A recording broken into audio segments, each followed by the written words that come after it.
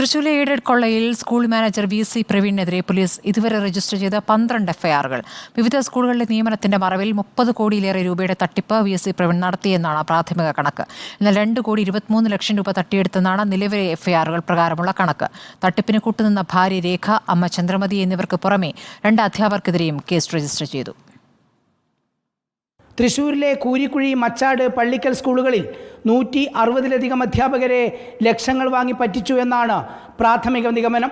ഇങ്ങനെ 30 കോടിയിലേറെ രൂപയാണ് വി.സി. പ്രവീൺ തട്ടിയെടുത്തത്.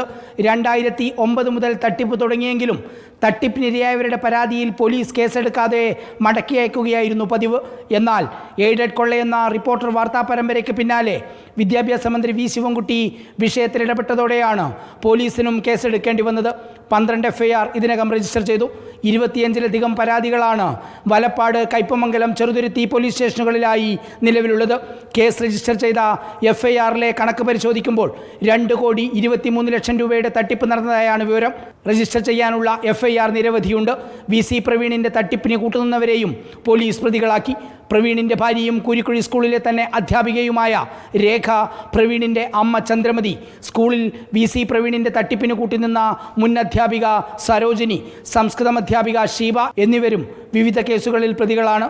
പോലീസ് നേരത്തെ സ്കൂളിലും പ്രവീണിൻ്റെ വീട്ടിലും റെയ്ഡ് നടത്തി രേഖകൾ പിടിച്ചെടുത്തിരുന്നു. വിദ്യാഭ്യാസ വകുപ്പും പ്രവീണിനെതിരെ നടപടികൾ ശക്തമാക്കിയിട്ടുണ്ട്. ഞങ്ങളുടെ വാർത്താ പരമ്പരയ്ക്ക് ശേഷം വി.സി. പ്രവീണിൻ്റെ ലക്ഷങ്ങൾ വാങ്ങിയുള്ള നിയമന തട്ടിപ്പ് നിലച്ചു. പക്ഷേ ഇനിയും പോലീസ് അന്വേഷണവും വിദ്യാഭ്യാസ വകുപ്പിൻ്റെ നടപടിയും കർശനമാക്കേണ്ടതുണ്ട്. Reporter T V. Prasad, in reporter, Thiruvananthapuram.